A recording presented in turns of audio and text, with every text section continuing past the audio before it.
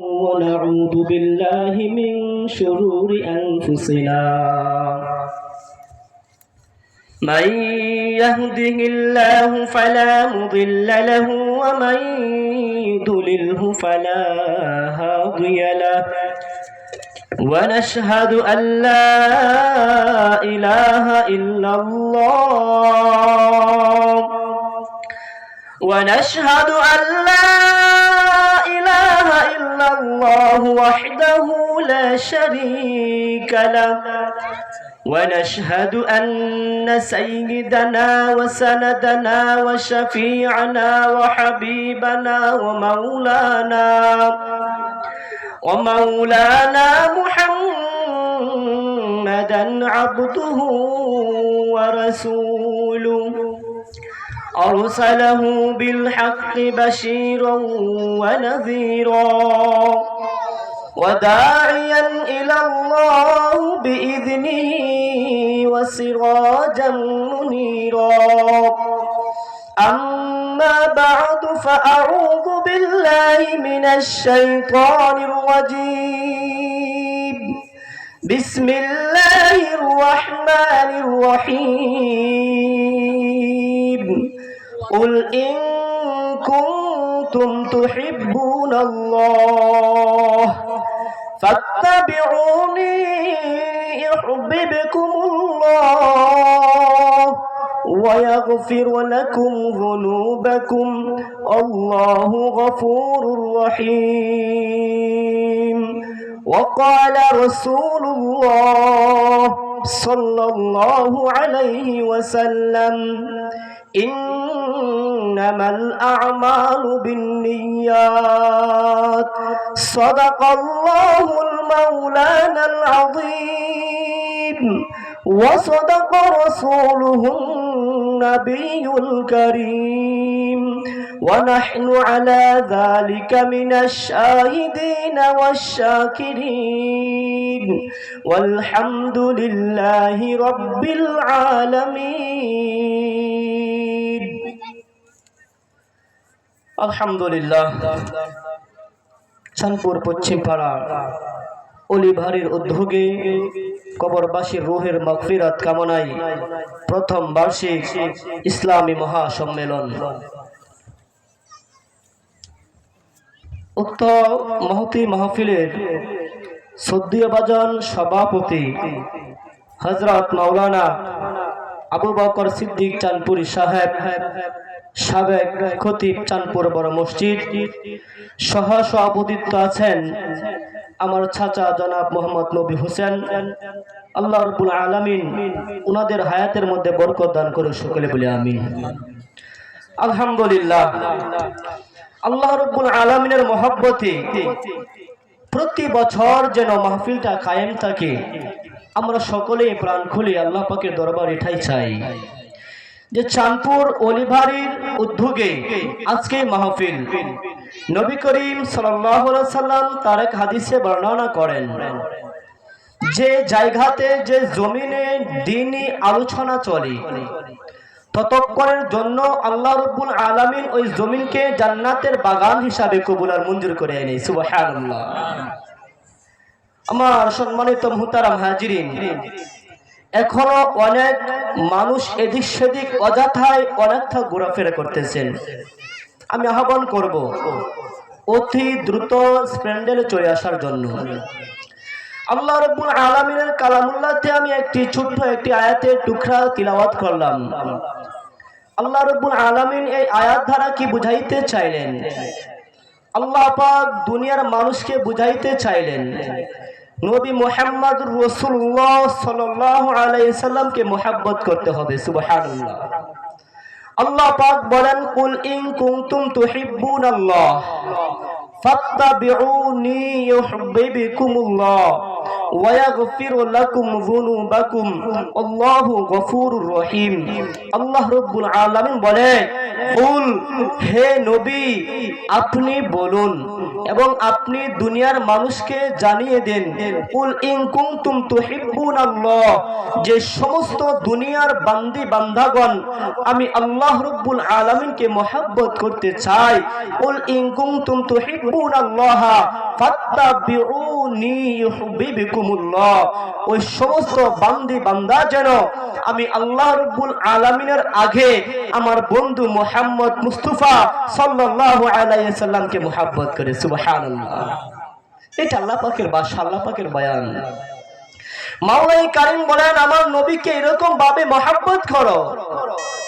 সাহাবায়ে কেরাম বলে ইয়া রাসূলুল্লাহ, ইয়া হাবিবাল্লাহ, আমি আপনাকে আমার জীবনের চাইতে মহব্বত করি।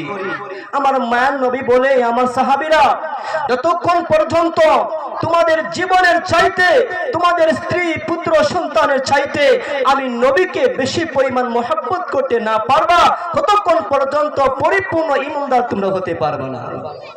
এই জন্য সর্ব অবস্থাতেই নবী মুহাম্মদ মুস্তাফা সাল্লাল্লাহু আলাইহি সাল্লামকে আমাদের মহব্বত করতে হবে। আল্লাহ রাব্বুল আলামিন বলেন নবী মুহাম্মদকে মহব্বত করার দ্বারাই আমি আল্লাহ রাব্বুল আলামিনের পরিচয় এটার মধ্যে আমি আল্লাহ দিয়ে দিয়েছি। সুবহানাল্লাহ, এমন নবীকে মহব্বত করতে হবে। আপনার আমার নবী কত বরকতের নবী, যে নবীর উম্মত হওয়ার জন্য সমস্ত নবী পর্যন্ত আল্লাহ রাব্বুল আলামিনের কাছে দরখাস্ত করলেন, ইয়া রব্বে কারীম, ইয়া আমার মাওলা, আমি দুনিয়াতে নবীর সনদ নিয়ে যাইতে চাই না, আমি দুনিয়ার বুকে নবী হিসাবে যাইতে চাই না, আল্লাহ আমাকে উম্মতে মুহাম্মদীর প্রেরিত সনদ দিয়ে দুনিয়াতে প্রেরণ করো, আমার জীবনটা সাকসেস হয়ে যাবে। সুবহানাল্লাহ।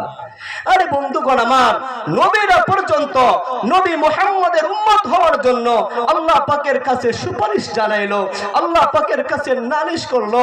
আল্লাহ রাব্বুল আলামিন শত শত নবীদের থেকে একজন নবীর দোয়া কবুল করলেন, তিনি হলেন হযরতে ঈসা আলাইহিস সালাম। সুবহানাল্লাহ। ঈসা আলাইহিস সালাম আবার আসবে দুনিয়াতে, কিয়ামতের আগে নবী ঈসা আবার দুনিয়াতে আসবে, নবীর সনদ নিয়ে আসবে না, উম্মতি মুহাম্মদের উম্মত হিসাবে দুনিয়াতে আসবে। সুবহানাল্লাহ।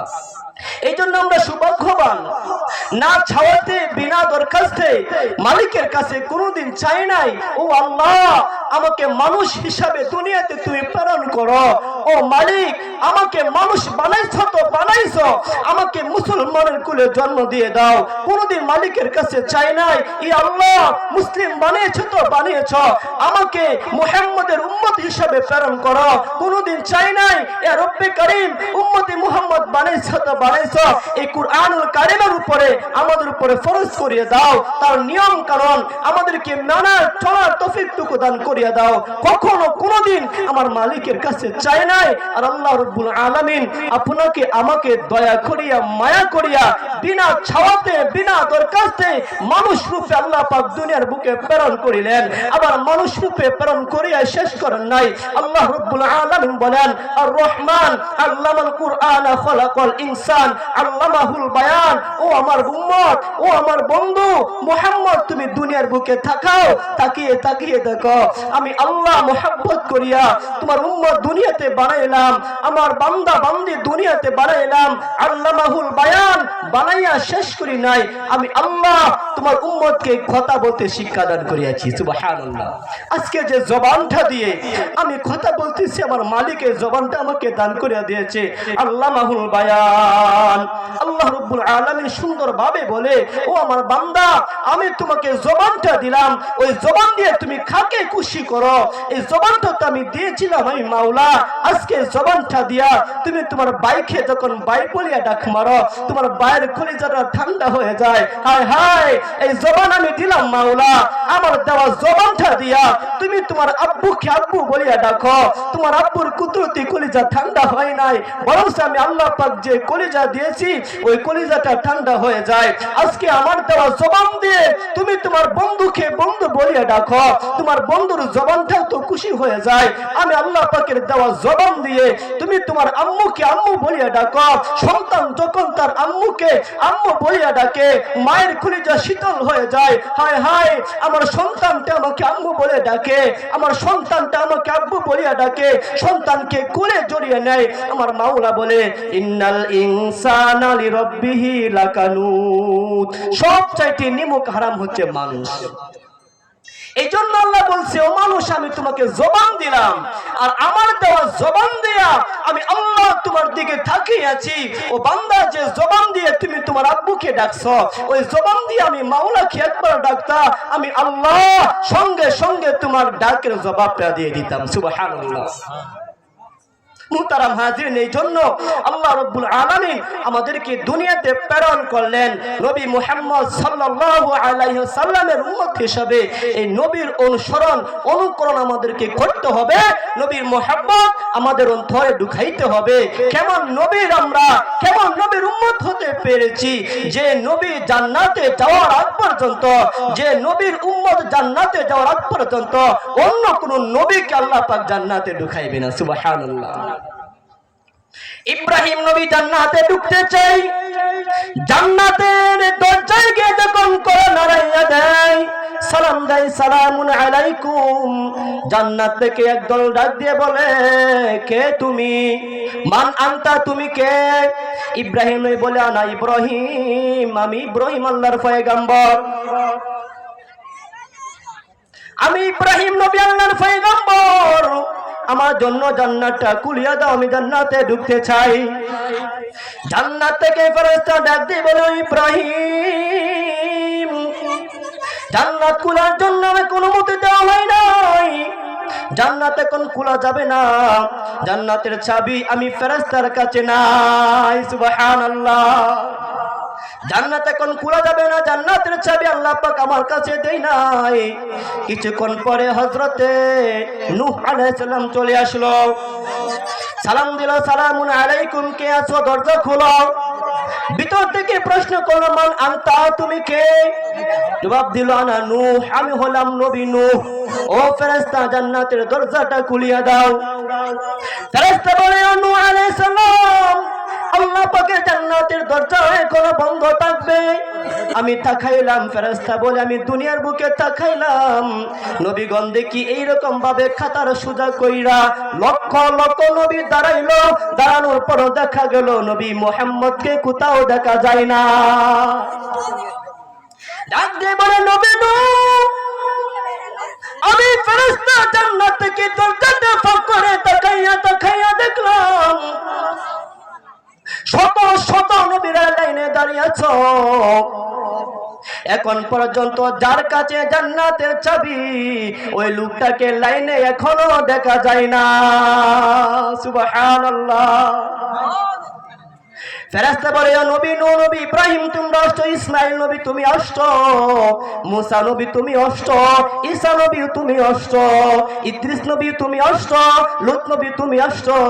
আমি ফেরেশতা তাকাইয়া দেখি জান্নাতের মালিক যিনি, জান্নাতের সর্দার তিনি, যাকে আল্লাহ পাক জান্নাতের সর্দার বানিয়েছে, যার হাতে আল্লাহ পাক জান্নাতের চাবি দিয়েছে, নবী মুহাম্মদুর রাসূলুল্লাহ কাতারে নাই। সুবহানাল্লাহ। শত শত সাহাবীরা, শত শত নবী রাসূল আশ্চর্য হয়ে গেল, হায় হায়, আমরা সকল নবীগণ তো চলে আসলাম, সকলেই তো চলে আসলো, এখনো আমাদের মধ্যে হাজির হয় নাই কোন ব্যক্তি, যে ব্যক্তিকে, যে নবীকে আল্লাহ রাব্বুল আলামিন সর্বশেষ নবী হিসেবে প্রেরণ করিয়াছেন, মুহাম্মদুর রাসূলুল্লাহ সাল্লাল্লাহু আলাইহি ওয়াসাল্লাম। সুবহানাল্লাহ। আরে যে নবীর নাম শোনার পরে ওই নবীর উপর দুরূদ পড়া প্রত্যেকটি উম্মতে মুহাম্মদের উপরে ওয়াজিব হয়ে যায়। সুবহানাল্লাহ। এই যে সাল্লাল্লাহু আলাইহি সাল্লাম ছোট একটি শব্দ, এই শব্দটা নবীর উপরে যখন কোনো বান্দা, যখন কোনো উম্মতে আদায় করে, নবী করিম সাল্লাল্লাহু আলাইহি সাল্লাম এই সোনার মদিনা থেকে আল্লাহর নবী মুহাম্মদ সাল্লাল্লাহু আলাইহি সাল্লাম অন্তরটা খুশি হয়ে যায়। সুবহানাল্লাহ। এই জন্য বন্ধুগণ আমার, জান্নাত থেকে ফেরেশতা ডাক দিয়ে বলে, নবী নূহ, যদি জান্নাতের দরজা খুলতে হয়, তোমরা জান্নাতে ঢুকতে হয়, নবী মুহাম্মদুর রাসূলুল্লাহ সাল্লাল্লাহু আলাইহি সাল্লামকে আগে আসতে হবে। তিনি চাবি দিয়ে জান্নাতের দরজা খুলে দিবে, তারপরে তিনি প্রবেশ করবে, তারপরে তোমরা সকল নবী উম্মত নিয়ে নিয়ে জান্নাতের মধ্যে যাইবে। সুবহানাল্লাহ। কেমন নবীর উম্মত! আল্লাহ পাক আপনাকে আমাকে দুনিয়াতে বানাইলো, এত দামি বানিয়ে এত দামি উম্মত হিসাবে আল্লাহ পাক দুনিয়াতে আপনাকে আমাকে প্রেরণ করলো। আমরা ওই বিষয়ে টেনশন করি না, আমরা ওই বিষয়ে চিন্তা ফিকির করি না। আজকে মানুষের কুল আল্লাহ পাক জন্ম দিয়েছে, এই জন্ম দিয়ে শেষ করে নাই। আল্লাহ পাক আশরাফুল মাখলুকাত হিসাবে শ্রেষ্ঠত্বের দাবি দিয়ে দুনিয়ার বুকে আপনাকে আমাকে প্রেরণ করেছে। এটার চিন্তা বিবেচনা আমি কোন সময় করলাম না। আল্লাহ পাক আপনাকে আমাকে বিনা চাওয়াতে বিনা দরখাস্তে নবী মুহাম্মদুর রাসূলুল্লাহ সাল্লাল্লাহু আলাইহি ওয়াসাল্লামের উম্মত হওয়ার সৌভাগ্য আল্লাহ পাক দান করেছে। এটা শুকরিয়া আমি কোন সময় আদায় করলাম না। সর্ব অবস্থায় নবী মুহাম্মদ সাল্লাল্লাহু আলাইহি সাল্লামকে মহব্বত করতে হবে। তার মহব্বতে মহব্বত হয়ে আমরা জান্নাতের বাগানে চলে আসি।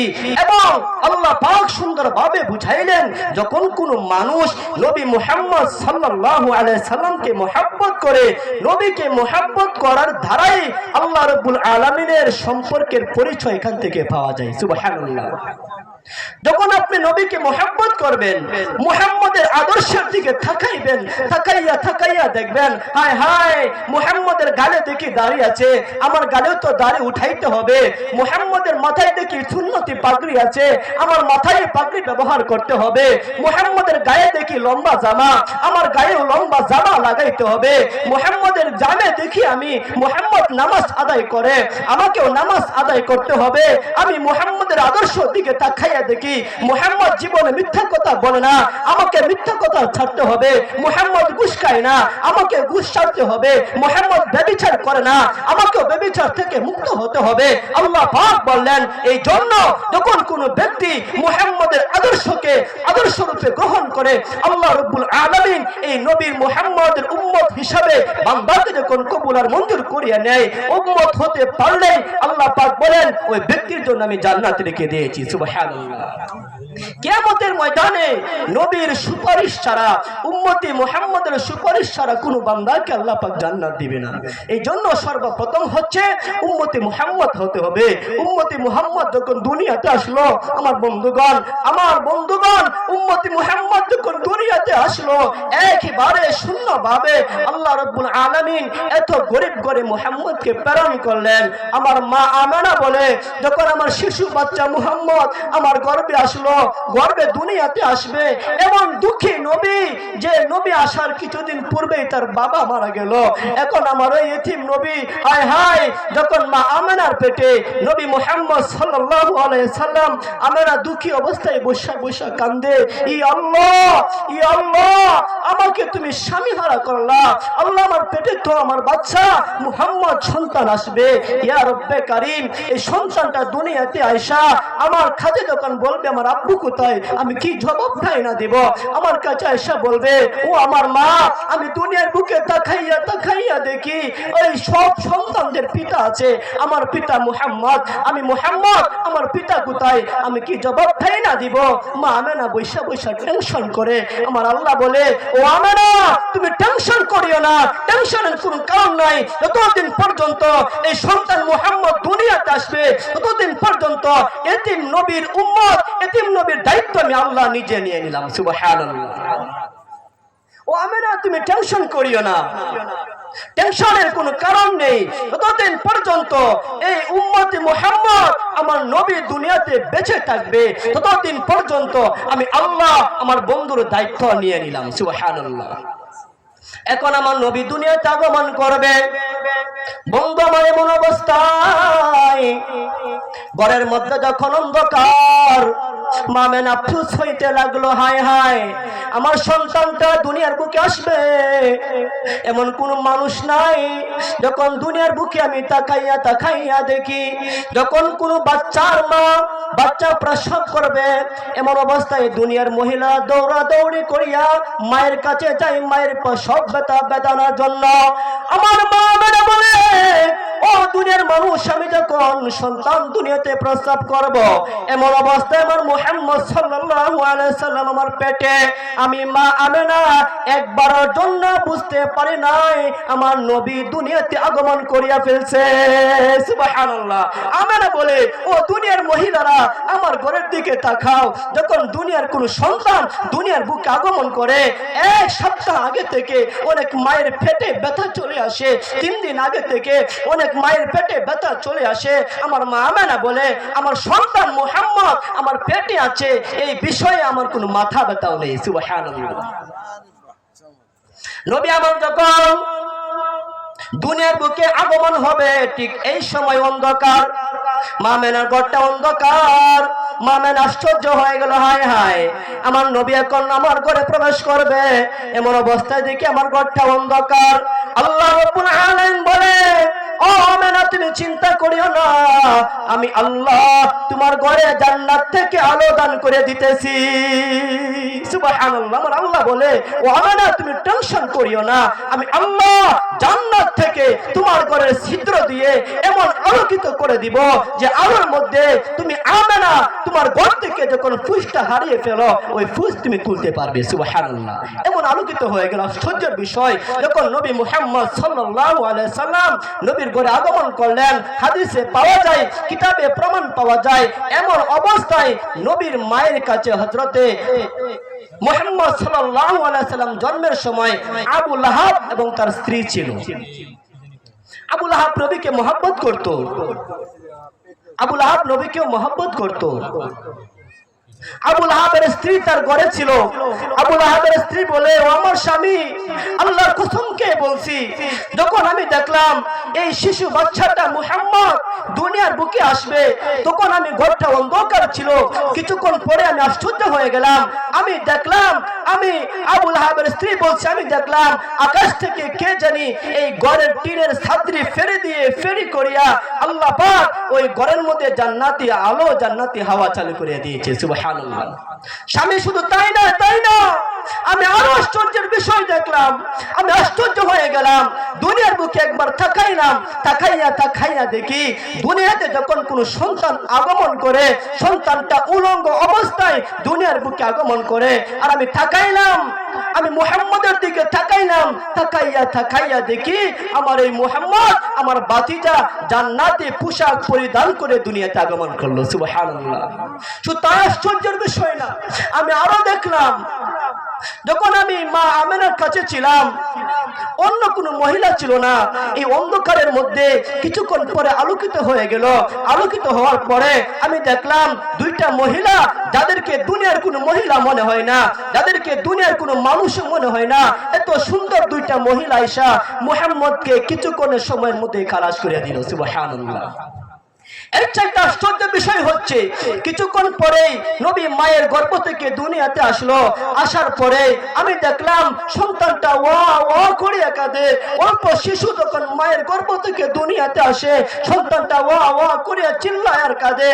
ও আমার স্বামী আবু লাহাব, আমি তাকাইয়া দেখি এই শিশু বাচ্চাটা আমার গর্ভ থেকে দুনিয়াতে আসার পরে সেজদা অবস্থায় পড়িয়া টুট নড়াইয়া খিজানি বলে, আমি আমেনা, আমি লাহাবের স্ত্রী বলতে পারি না, বুঝতেও পারি না ওই শিশু বাচ্চাটা কি জানি টুট নাড়াইয়া আমার মালিকের কাছে সিজদায় পড়ে কি জানি বলে। সুবহানাল্লাহ।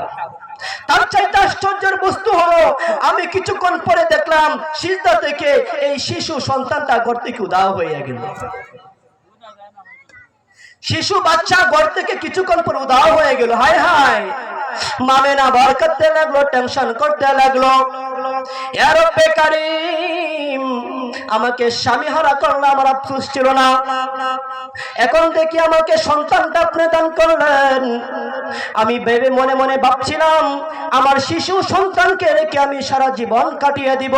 ইয়া রহমানুর রহিম, এখন কিছুক্ষণের মধ্যে আমার সন্তানের মুখ দেখাইয়া আবার আমার সন্তানকে তুমি কোথায় নিয়ে নিলা। আবার কিছুক্ষণ পরে আল্লাহ রাব্বুল আলামিন অল্প সময়ের মধ্যেই কিছুক্ষণ ঘোরাফেরা করাইয়া আল্লাহ নবীকে আবার মা আমেনার কোলে আবার জন্ম দিয়ে দিলেন। সুবহানাল্লাহ।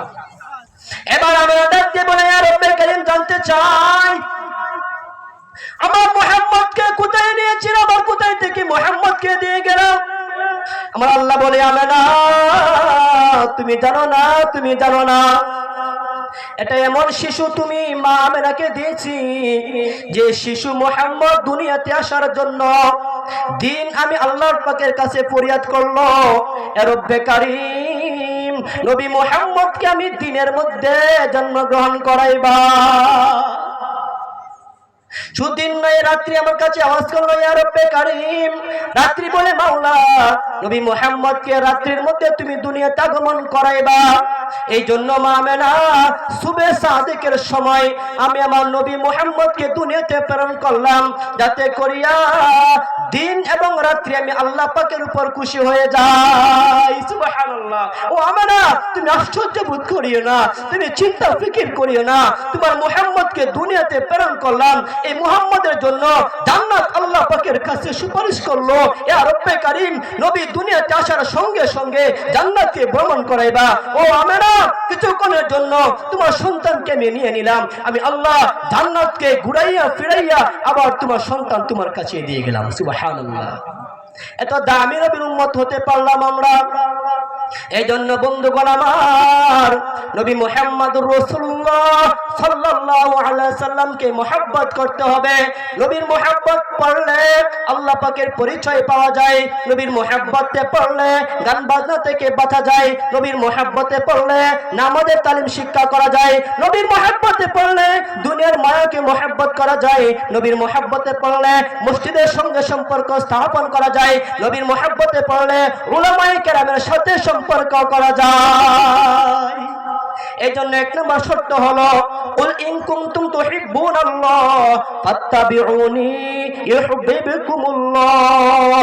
আল্লাহ রাব্বুল আলামিন নবীকে জানাইলেন, ও আমার বন্ধু, ও আমার এতিম নবী, দুনিয়ার মানুষকে জানাইয়া দাও, দুনিয়ার মানুষ যেন আমি আল্লাহকে মুহাব্বত করার আগে আমার বন্ধু নবী মুহাম্মদ মুস্তাফা সাল্লাল্লাহু আলাইহি সাল্লামকে মুহাব্বত করে। সুবহানাল্লাহ। এই জন্য মুহতারাম হাজিরিন, আল্লাহ পাকের আয়াতের অনুযায়ী বোঝা গেল নবী মুহাম্মদ সাল্লাল্লাহু আলাইহি সাল্লামকে মুহাব্বত করতে হবে। আল্লাহ রাব্বুল আলামিনের এই মুহাব্বতের দ্বারাই আল্লাহ পাকের পরিচয় আমাদের বান্দাকে আল্লাহ পাক দান করিয়া দিবেন। সুবহানাল্লাহ।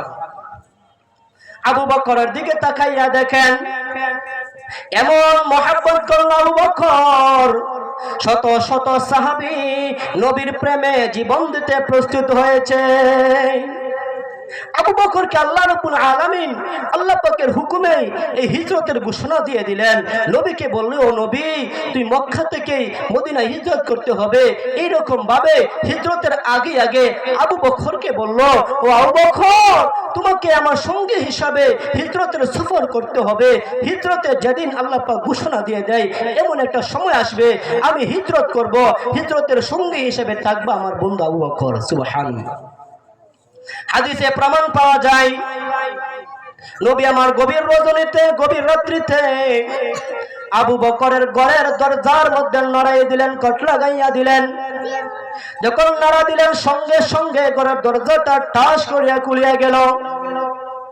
নবী আমার আশ্চর্য হয়ে গেল, হায় হায় আবু বকর, এত গভীর রজনী, এই এত গভীর রজনীতে আমি নবী ঘরের দরজায় নাড়া দেওয়ার সঙ্গে সঙ্গে কেমন করে দরজা খুললা? তুমি কি ঘুমাও নাই? আবু বকর ডাক দিয়ে বলে, ও প্রাণের নবী আমার,